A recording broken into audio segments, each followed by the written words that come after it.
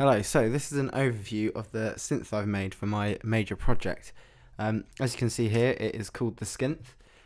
This idea came to me when we were discussing my project, and we decided I wanted to make a synth which didn't cost much money. So that's how Skynth and synth got merged together into Skynth. But yeah, so basically this is the fully analog synth I've been building for the last few months. I've gone from being a complete beginner, and I did make, say, these modules up here with just a soldering iron and a pre-made PCB, but I've actually gone all the way to etching my own boards, in fact designing and routing my own boards as well. So it's been quite a process, but anyway, this is just a small little demo just to show what the synth can do and just really talk it through. So basically we have a VCO, a VCF, a VCA, an ADSR and an LFO. So it's quite basic in that sense, but it's just normal subtractive synthesis.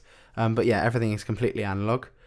So basically, we start off over here. It's completely modular, so you have to patch things into each other. There's no under the bonnet patching except from between the two gate inputs here. It's been normal, so you can either one feeds or that one feeds both of them. Anyway, so let's just hear what this thing sounds like, I suppose. So first of all, on our oscillator, we've got a tune, so you can go right up to right down low as well. You've also got a fine tune. You've got a shape, but that shape only affects the triangle / sine output.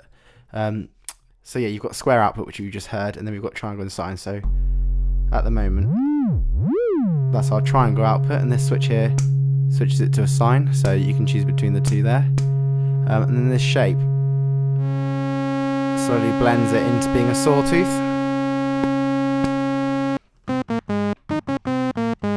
So so that creates it into a sawtooth. So it means you've got quite a lot of stuff you can do with this.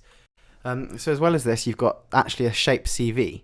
So if you were to plug in an LFO, say, you could then actually modulate this shape CV. So if I do that now,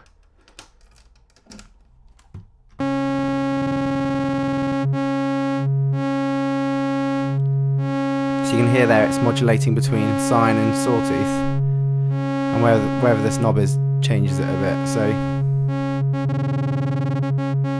that's a nice little handy feature. So as well as this, we've also got a sync input, we've got a linear FM, and we've got a logarithmic FM. So this means basically we can sync it up to another oscillator and get those really cool sync sounds. So if I plug in, say, my frequency central oscillator up here into the sync input,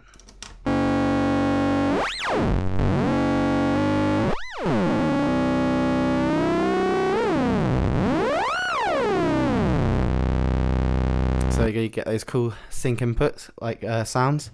So as well as that, we could plug our oscillator into our linear FM input.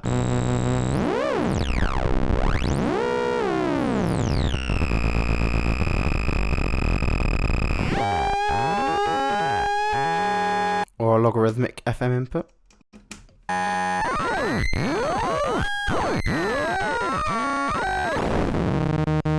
Get those wicked FM sounds. And then yeah, as I said earlier, square wave output. So that's the VCO in its basic form. Next off, we move to our filter. This is oh, by the way, that VCO was built on the Thomas Henry XR VCO. So there's quite obsolete chips in there, but luckily Matt Jeffries got hold of them for me, so thank you to Really Nice Audio. So now move on to the VCF. This is a Steiner Parker filter designed by Usynth. So I did use his board layout as well, but I etched that and drilled it and assembled that. But it's really cool. It sounds a lot better than my Mini Brute actually, which also has a Steiner Parker filter, but it has a lot more life to it. So if we just hear a sweep of the low pass, if we add a bit of resonance in, it's got a classic Steiner Parker sound. Get a bit more crazy.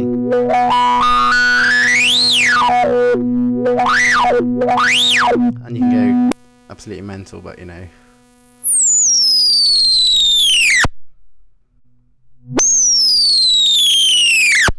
So yeah, that's the filter's low pass mode. We've also got a band pass. We've also got a high pass. So on the filter, it's very simple. We've also got these two CV inputs. So say we can feed CV2 with the LFO. If we change that back to low pass. So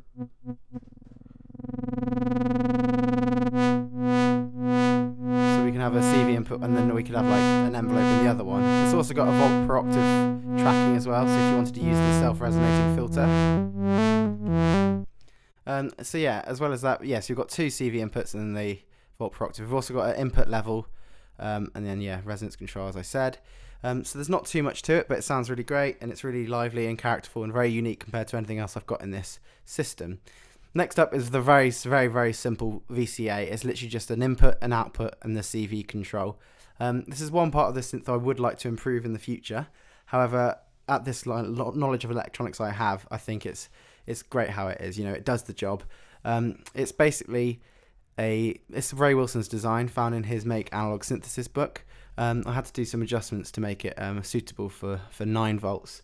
12 volts rather than 9 volts, because there was some bleed and stuff. But yeah, no, I've just about got that ready. But I will be looking at upgrading over the summer, say. But for now, I've also got other VCAs in my rack which I could use. So moving on, we've then got the envelope. So this envelope is used based on the 3310 chip, which was originally made by CEM, but I've got one made by, I think it's Alpha now, the AS3310. And so basically it's a really nice snappy envelope. This one here I've got plugged into the VCA at the moment, and then this one here I've got plugged into the filter. So if I just do this is my, if I get rid of that LFO from the filter a moment. That's just at the moment I've got full sustain on that one. If I had some release, maybe some attack.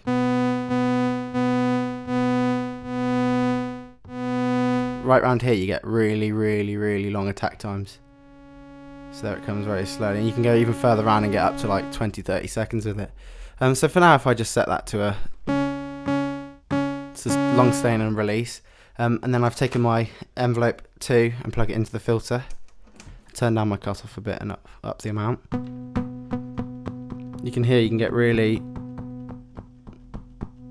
can hear that snap coming through.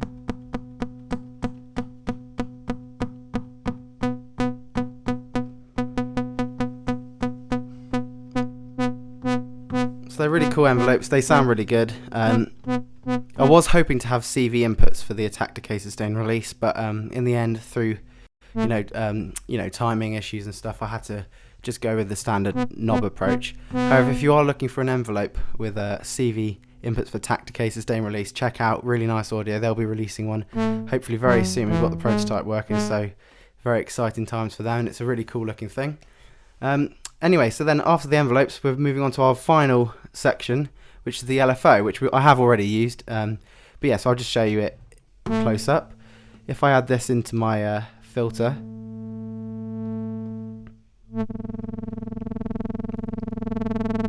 so there we go, that's it going fast. And it goes quite slow as well. And then once we get down to this slow, we can actually even flick the range and get it down to super slow mode, so like literally 60 seconds for a cycle, say. So that's kind of a medium long one in the scheme of things, and flick it up to fast, you know. It's exactly the same for both of them. We've got a triangle output, we've got a square output, and a sine output. And that's the same for both of the LFOs there. So yeah, basically that's the overall, a rundown of what each part does. And yeah, it's very basic at the end of the day, but I'm very proud that I've managed to make it from the little knowledge I have. And it was quite a mission, I have to say. But yeah, it's looking great. Again, thanks to Matt for the chips and also for drilling the panel and all the advice, really. He's been an absolute star. And thanks to, Elliot for helping me with the Thomas Henry and then with the drill bits and stuff. And, thanks to Leaf Project Supervisor, and thanks to just anyone who I've been, in contact with. You've been very helpful. And yeah, I hope you enjoy the little sound demo I'm going to put on the end now. So yeah, thanks for listening and watching. Hope you enjoyed my Skynth.